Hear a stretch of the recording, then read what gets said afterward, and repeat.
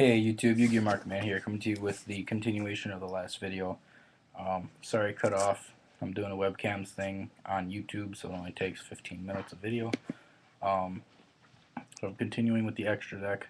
You have 7 Exceeds, 5 Fusions, and 3 Synchros. You've got Geminite Pearl, Utopia, 2 Armored Ninja Blade Heart.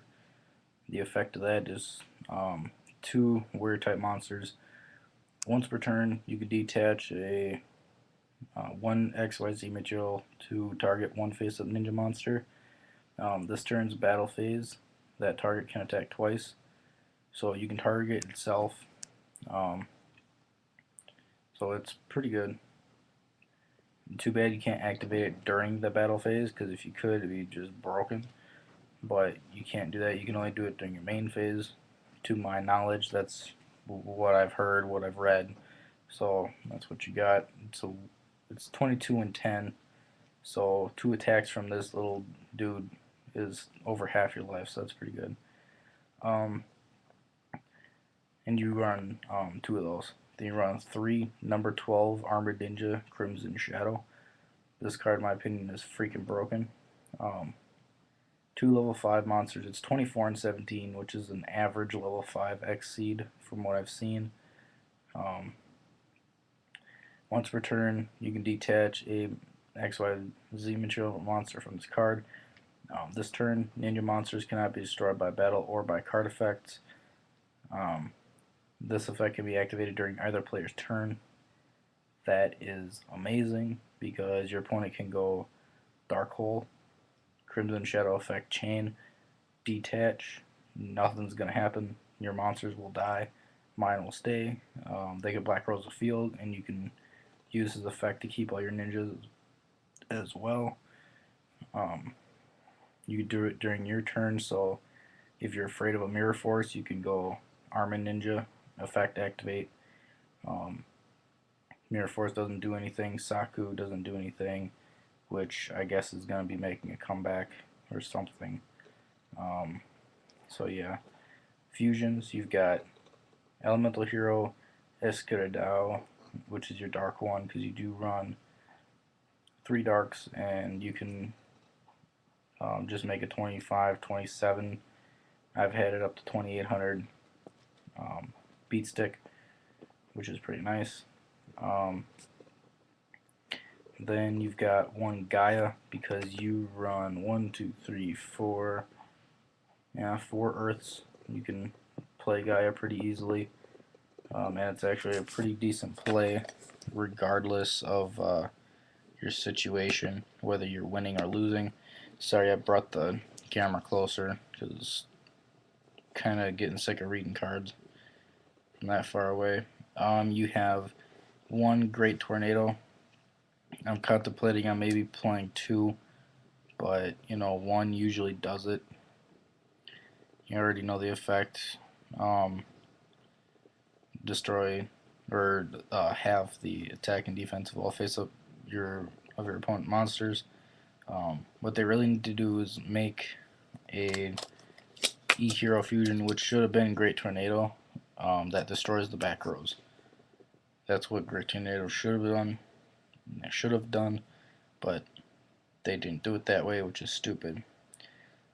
You run 1 Nova Master because you run 3 Armored Ninja Flame.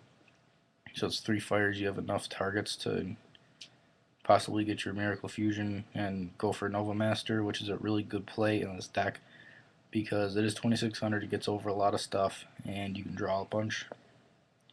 And the last fusion, you've got 1 E-Hero Shining, because you play 2 Alias and Voltic for your Miracle Fusion targets for that, plus your E-Hero. So you're only going to be using E-Heroes for the Shining, which is good, because you just want to get the E-Heroes removed anyway, so this becomes a beat stick. Starts off at 26, so it gains a lot more. Usually it's at 26 to begin with, and then it just goes to 32 usually. Sometimes it'll go to 29, I've had times where it's at the full 3800, but that's rare. Synchros, you have Brio, Black Rose, and Stardust. I'm just mainly using those because of Reborn. Brio, you can get your level 2 back to synchro with the level 4. Stardust, you can get a level 2 back to synchro with your Silver Ninja. Get a level 2 back to synchro with your Earth, and you have your Black Rose. But it's just Reborn for the synchroing, and Stardust is in there because of obviously Starlight Road. So yeah, that's the deck. Once again, I'm sorry that it cut off, but seeing as it did, I'm gonna make this a two-part video. As in, I don't have a second part coming up for you right now. If I get an annotation with this card somewhere on the screen, possibly, I'm gonna try and figure out how to do that. So I'm gonna try and keep my head to one side of the video so I can like pop it up on the other side. But this card I'm going to review for you guys right now is a level rank 5 Exceed. Dvorak, the King of Heavy Machinery. This, in my opinion, is freaking broken. Because one, it's 3,200 and 2,000. That is a huge monster, and that's just Cyber Dragon, Ghost Ship, Exceed, boom. Well, Ghost Ship and some other thing. Because it takes 3 level 5 monsters, but that doesn't make it bad at all. The effect: once per turn, detach an XYZ material monster from this card. Send the top 3 cards of your opponent's deck to the graveyard. Then, if there were any monsters sent, destroy up to that many cards your opponent controls. Anybody say broken? B-R-O-K-E-N. Broken.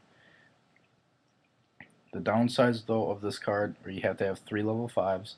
3 level 4s would have been amazing. If it was 4 level 4s, then I can understand people playing it even more than they do now, or that they will, seeing as it's 3 level 5s. But the 3,200 thing is freaking amazing in my opinion, because all the other level 5s, rank 5s, are like 24 and 26, and that's it. But to have a 3,200 Exceed, holy crap, what are we going to do when we see this hit the field? We're just going to sit there and tear. Now, it is a machine, and you can go Cyber Dragon and go into a Chimeric Deck Fortress to get rid of it, but how often is that going to happen? People aren't going to side Cyber Dragon and Chimeric Deck Fortress just for Dvorak. It's not going to happen. So I'm just saying that this is a really, really, really important card to be reckoned with. And as soon as it comes out, it's probably going to end up being an Ultra or a Secret. So yeah, that's about it. Peace out, YouTube.